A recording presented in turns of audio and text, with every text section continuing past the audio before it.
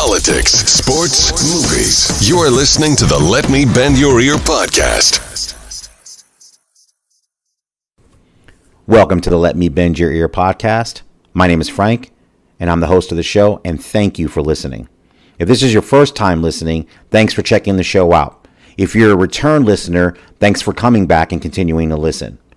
The show is available on the following podcasting apps: Apple Podcast, Google Podcast, Spotify, Stitcher, TuneIn, and CastBox. If you listen to the podcast using one of these apps, please click subscribe, and this will allow you to receive notifications when new episodes are uploaded. This podcast covers 3 different subjects: movies, sports, and politics. Each episode is dedicated to one of these topics. You can follow the show on social media. The handle for Twitter is @BendYourEarPod. This is also the handle for Instagram. If you want to email the show, the email is bendyourearpodcast@gmail.com. If you're not using a podcasting app to listen to the show, you can always get episodes directly from the website, which is www.letmebendYourEar.com.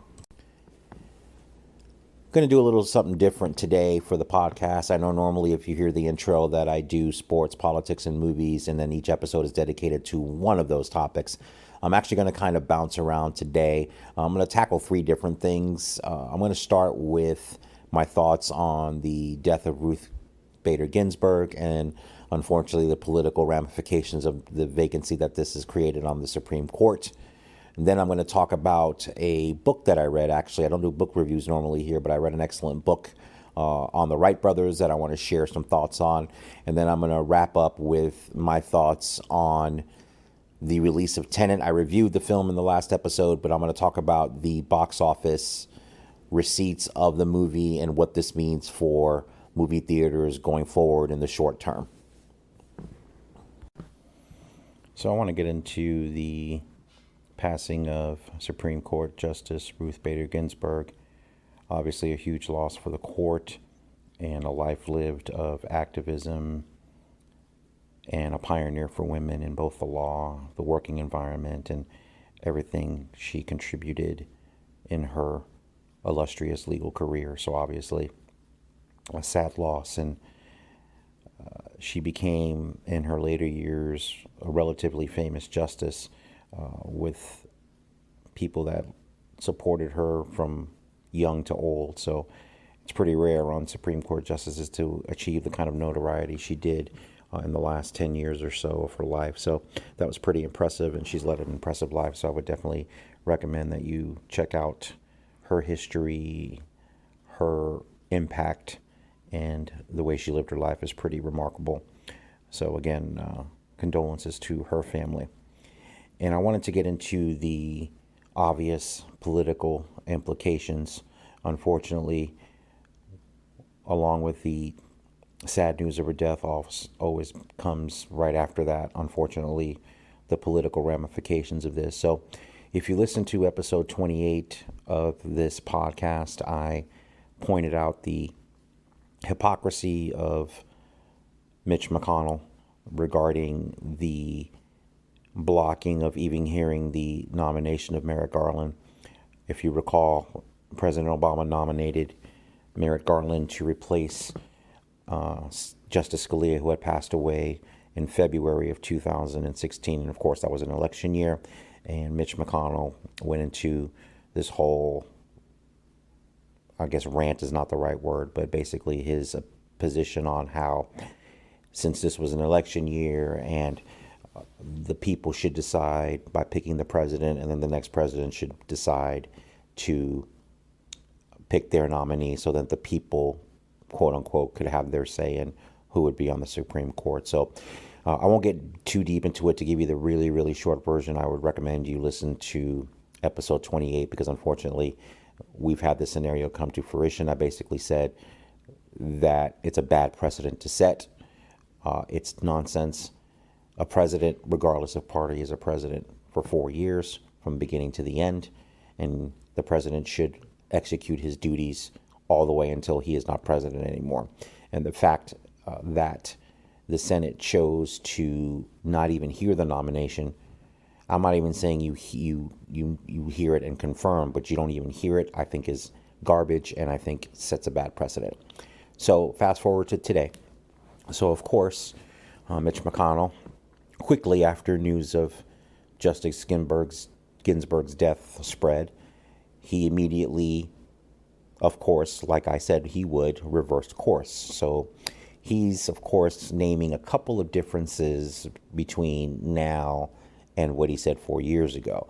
The biggest difference was that the Senate and the presidency were occupied by two different parties. So meaning the majority party in the Senate was the Republican Party, and of course we had a Democratic president. So that seems to be the delineator between what he said then and what's going on now. So what's going on now is it's now the constitutional duty of the president to nominate someone and for the Senate to hear it, and he has every intention of hearing that nomination. And it's different now than 4 years ago because it's a Republican controlled Senate and a Republican president. So that's what he says the difference is, and why he gets to be a complete hypocrite on this issue. So before I continue on that nonsensical logic, let me be clear about my thoughts about this, because I think a lot of people are going to hear this and assume that I believe that they should wait until the next president is elected. I do not think they should wait, because if I said that, that would be inconsistent with my opinion back in 2016. In 2016, I was very clear and stated, unlike Mitch McConnell, my position on this issue is consistent. Obama should have had his nominee, heard by the Senate, period. He put a nominee through, that nominee should have been heard. Now, fast forward now, I think the same thing. Trump should put his nominee through, and the Senate should hear it. I'm calling out the hypocrisy of not hearing the Merrick Garland nomination. I'm not saying that they should hold this nomination back. So that's my position. My position is consistent, again, unlike Mitch McConnell. And again, they should hear it. If they don't think the nominee is worthy or they have issues, they can always block the nomination. But I suspect that this nomination is going to go through in record time. Here's a couple of things. Justice Scalia died in February of 2016. If I believe the dates were right, I think Merrick Garland's nomination was put through 237 days before Election Day. So the typical nominee time has gone anywhere from 37 to 77 days. So they would have had plenty of time in 2016 to either confirm or deny, and probably Obama would have had time to nominate a second choice if Garland's nomination for some reason didn't go through, but we never knew because we never got the hearing. So we are now 77 days out from the election. And some would argue, and I think it's a valid argument, that that's not enough time, considering how long it takes to confirm a justice, especially in this polarized environment, as we all know. No matter who President Trump picks, it appears he's going to be deciding to pick a woman. I think he's already committed to the fact that he's going to do that. And there's two judges that are coming to the fore, one from Florida. I don't know the name of the other judge that's being considered.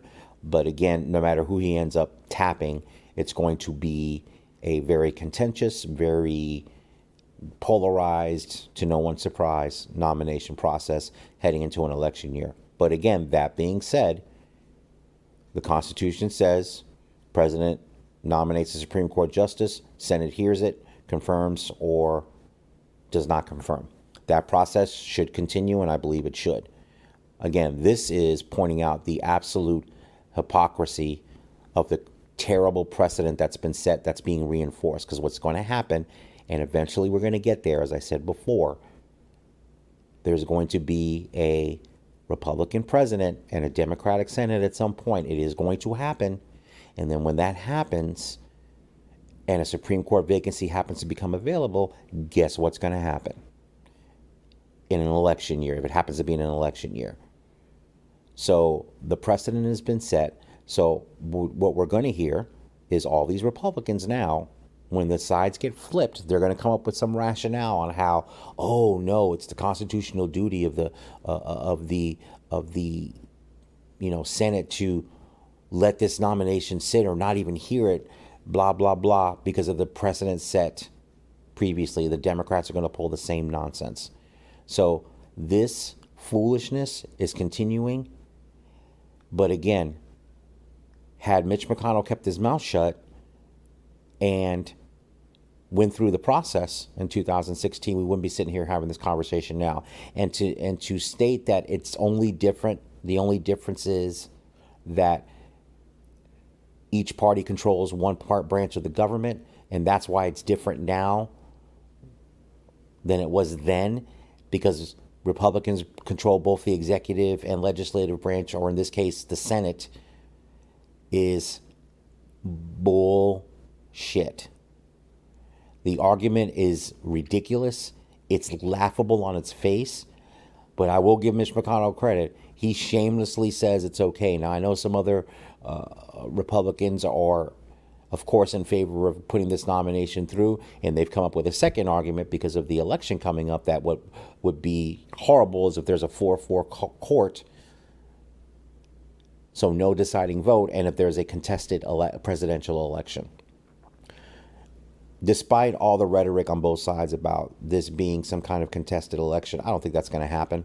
I think there's going to be a clear winner either way. I'm not of the opinion that that's going to happen. But again, regardless of that, the process should be the process. This made up nonsense as well. It's been tradition that in an election year that we don't, that's nonsense. Donald Trump is president until his term is over. Any president is president until their term is over. If there is a vacancy on the court during a president's term, the president should nominate it and the Senate should hear it. No ifs, ands, or buts about it. I don't want to hear this nonsense. Regardless of the president's Democrat, Republican, regardless of the Senate is Democrat or Republican, this is further proof of the polarized nonsense that us as an electorate have to put up with, because people with no principles just make up stuff as they go along. As long as it helps what they perceive helps their cause, they're just going to say whatever they want. They're just going to contradict themselves. And speaking of that, Lindsey Graham's in a interesting position. We'll see what he says. He's the chairman of the Judiciary Committee right now. He said back in 2016, he thought that they should hold up the nomination. And if this were a flipped and it was a Republican president, that they should hold it up if this situation come up. And if he flipped his position, then he said himself, use my words against me. So here we are 4 years later with this exact scenario, and we'll see where Lindsey Graham lies. I'm going to just go on a limb and say he's just going to basically toe the line and go, we're going to hear it, we're going to put it through. And like I said, I guarantee you this nomination gets pushed through. I guarantee you the Supreme Court justice, whoever it is, will be sworn in or confirmed within 30 days. It's going to be fast-tracked like you would not believe. So it's going to happen. So again, I wanted to kind of circle back here because, like I said, I do believe the person brought forward by the president should be heard by the Senate, just like I did in 2016. So again, my opinion has not changed. I have had a consistent opinion on this, and my opinion will continue to be consistent on this issue. I just thought it was interesting that this scenario happened to come up and makes Mitch McConnell look like the hypocrite and clown that I knew he was 4 years ago, and it's just worse. So again, we're dealing with the constant polarization and hypocrisy in Washington.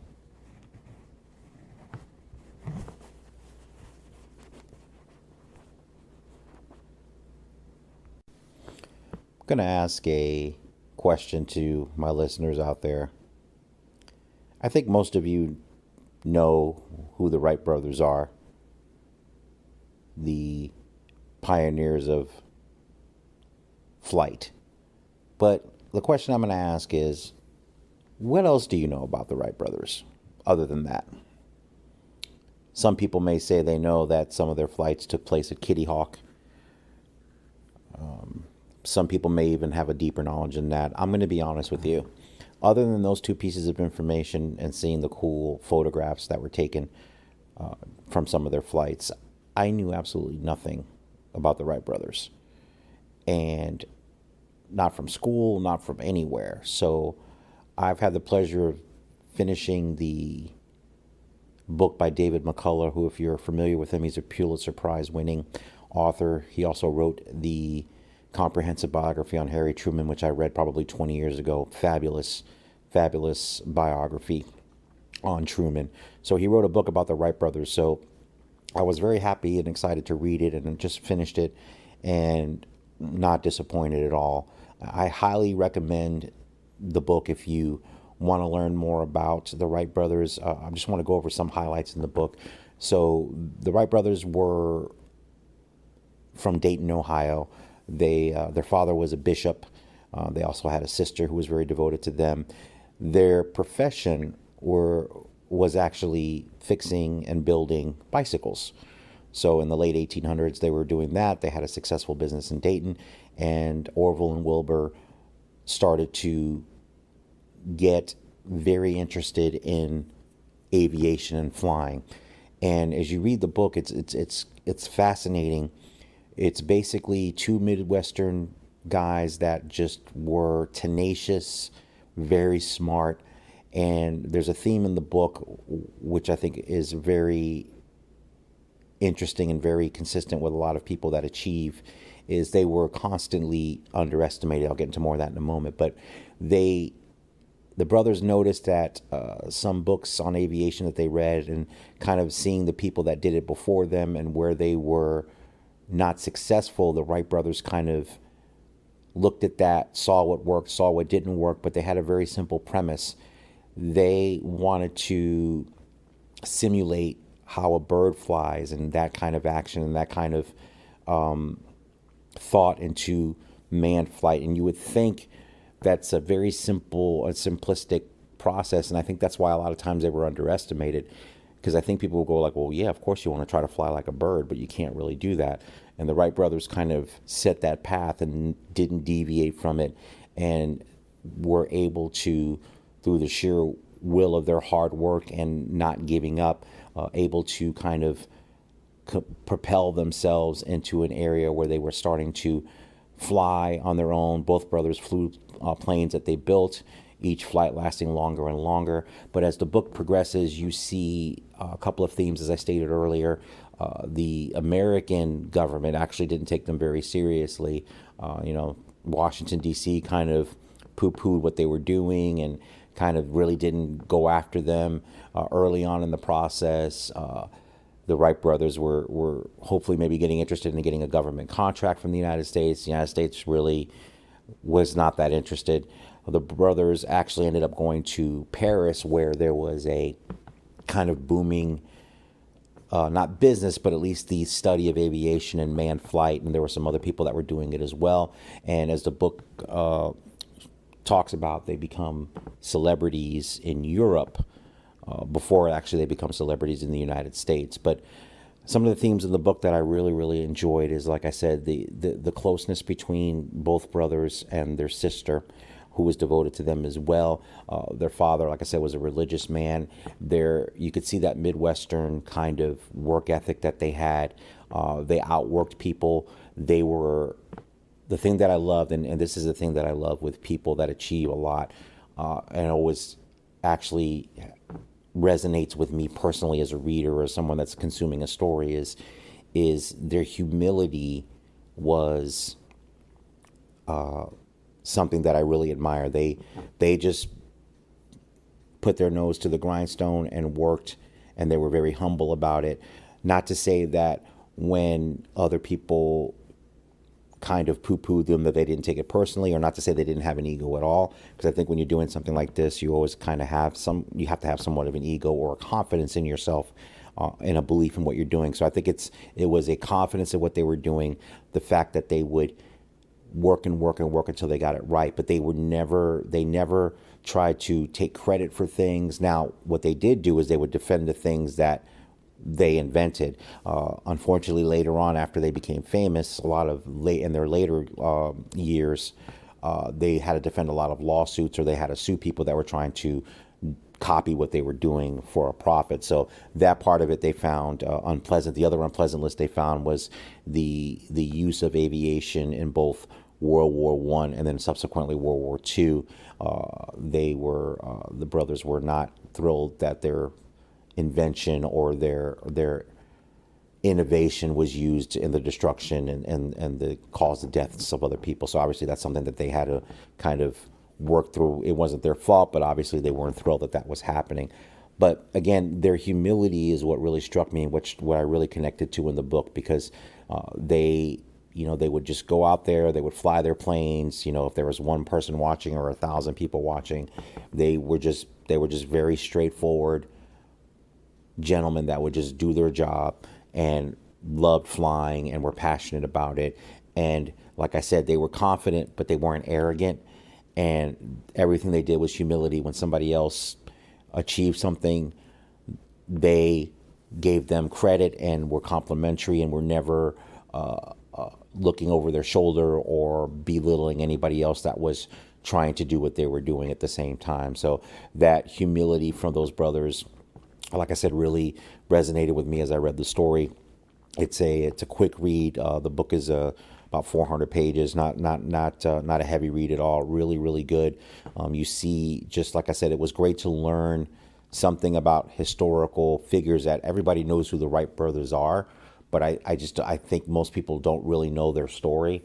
So I think if you have any interest in either aviation or what the Wright brothers did or what they went through or the risk they had to take, there were some serious injuries. One of the things that was interesting was that the brothers both were both pilots, but they never flew together until actually very late in their lives. They didn't fly together because they didn't want, in the event of a crash, they didn't want both of them to be killed. So if one of them was on the ground, then the other one can continue the work if one of them was killed during a flight. And there were crashes and there were serious injuries. So what they were doing, you get that reminder of how dangerous the activities they were trying to perform were.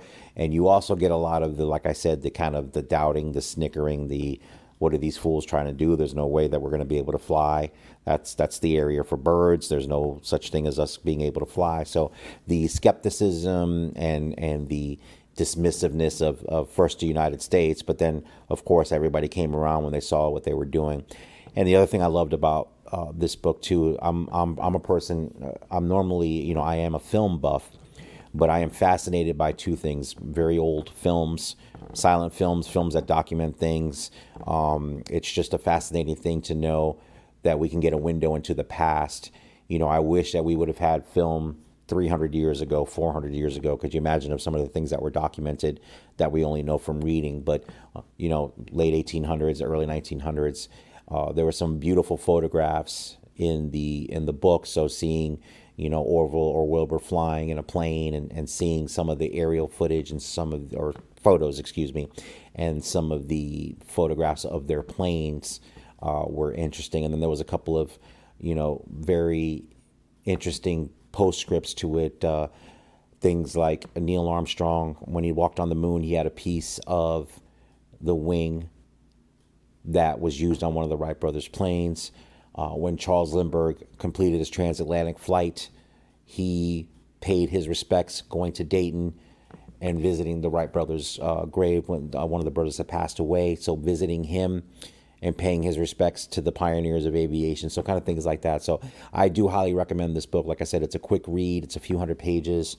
It tells you a lot about them as men and their ingenuity and their hard work.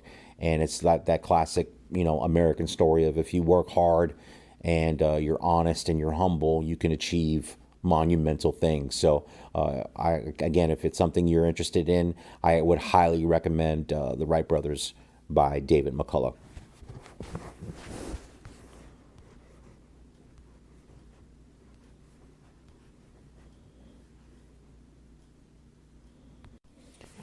So in the previous episode, I reviewed the Christopher Nolan film Tenet, and also discussed that this is the first blockbuster film to be released in theaters amid the COVID-19 pandemic. So I talked a little bit about the movie, or reviewed the movie actually. I want to get into kind of the box office performance.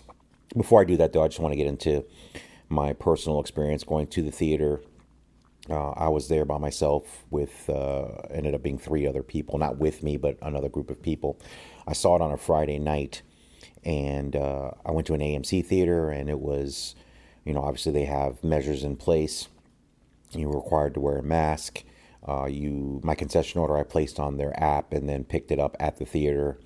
They gave it to me in a bag. Obviously, the soda machines, they try to make touchless. There was not refills that were granted. So there's a couple things that have changed. There's hand sanitizers, things like that. The butter machine, stuff like that. You had to get butter from the counter, certain things from the counter. And then, of course, they have capacity restrictions in the theater as well. So obviously, seeing a movie on opening weekend on a Friday night and there's only 4 people total in the theater, while the selfish part of me enjoyed that as well to kind of get a private screening of the movie, obviously that doesn't bode well for the overall health of the theater chains as they try to navigate this pandemic.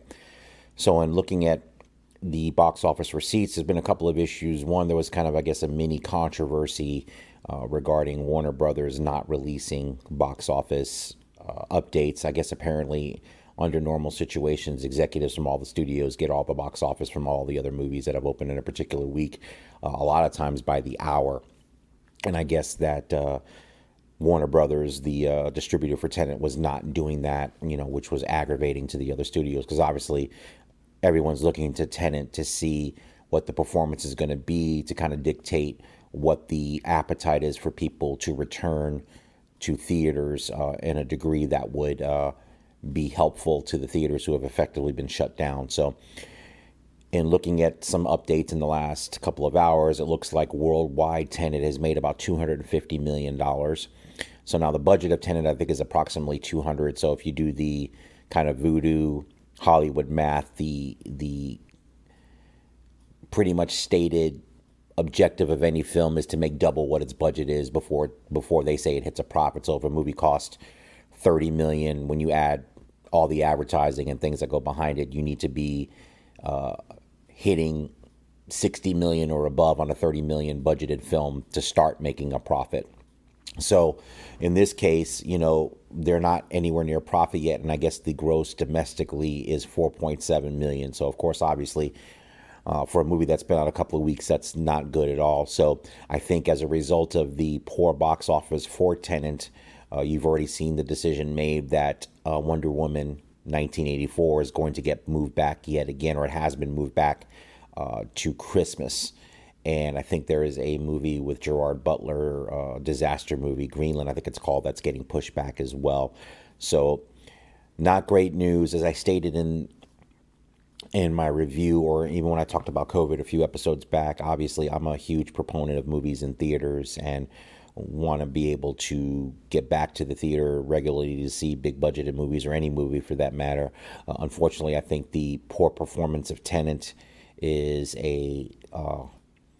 unfortunately a bad harbinger for things to come regarding movies. So unfortunately, I'm pessimistic regarding the rest of this year, assuming that Wonder Woman stays at its Christmas date. So we're looking at probably not the end of this year to the beginning of next year before we have some semblance of normalcy to go back to the theater. I know the other big movie supposed to come out is the last Daniel Craig James Bond movie, No Time to Die. I don't think that's been pushed back again. I think their release date, it's either October or November. I don't remember. I didn't check before I came on, but it's coming sooner than Christmas. But I'm suspecting that, barring any kind of miracle or any kind of loosening of restrictions in the big markets, because I think part of the reason Tenet didn't do so well is while you had about 70% of the screens available in the United States open for business at limited capacity, you have the two biggest markets in Los Angeles and New York that were completely closed. So that's definitely going to impact any film, especially a big film like Tenet, when you're losing two major metropolitan areas for box office. So unfortunately, I think probably at some point the James Bond movie is going to be moved, especially now that Wonder Woman is committed to moving out to Christmas. I still think that that's going to cause Bond to move somewhere maybe late November, maybe Thanksgiving or early December, so they're not going head to head with Wonder Woman. And then you have other films that have still been impacted. Mulan was released to Disney Plus directly earlier in the summer. Of course, Artemis Fowl was released directly to Disney Plus. There's been some smaller movies, but you have still in the Marvel Cinematic Universe, you have Black Widow that was supposed to come out back in May, and that's been pushed back as well. So there's some major implications there, especially with a movie like Black Widow, which is part of a larger universe.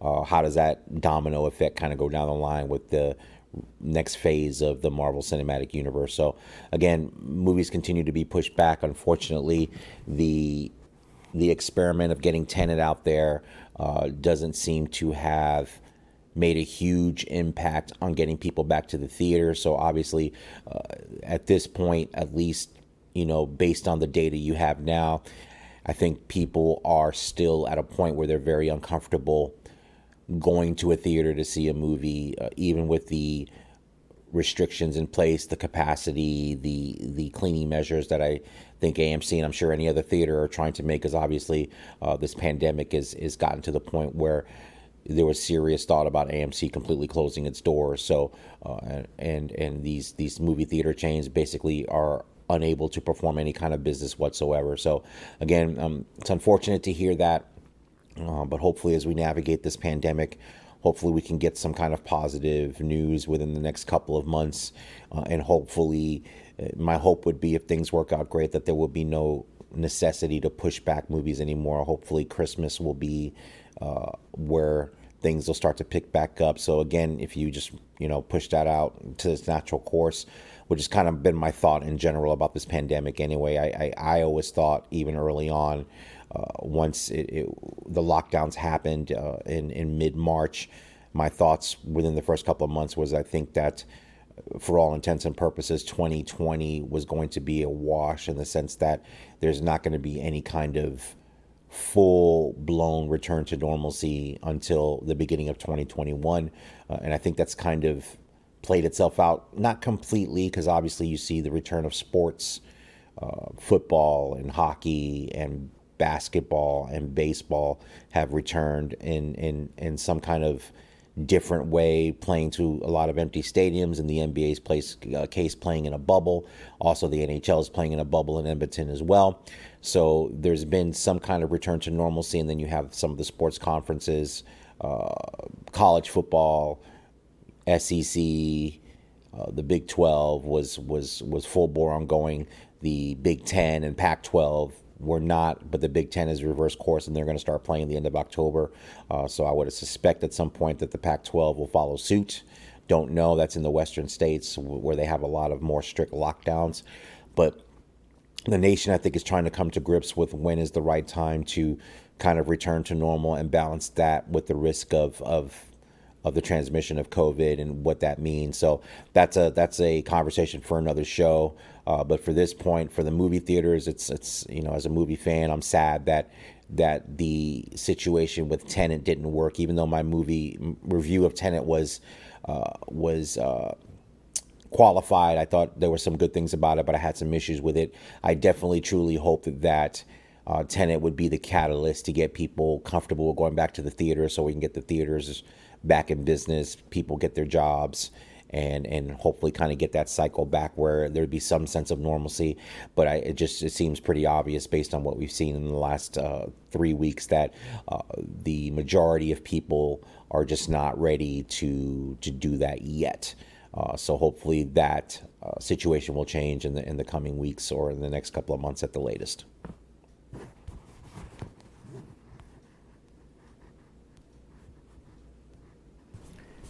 Thank you for listening to the show. If you're listening to the show on Apple Podcast or any other podcasting app, please take a moment to rate and review. This is a quick and easy way you can help the show attain a higher profile in searches when people are seeking out new podcasts. Another way you can help raise the profile of the podcast, if you enjoyed what you heard or you think a friend might like it, is to share the episode on your social media. This is another easy way to help the show reach a wider audience. The podcast is available on the following podcasting apps: Apple Podcast, Google Podcasts, Spotify, Stitcher, TuneIn, and CastBox. Episodes can also be downloaded directly from the website at www.letmebendyourear.com. If you want to email the show, the email is bendyourearpodcast@gmail.com. Again, thank you for listening to the show, and I hope everyone has a great week.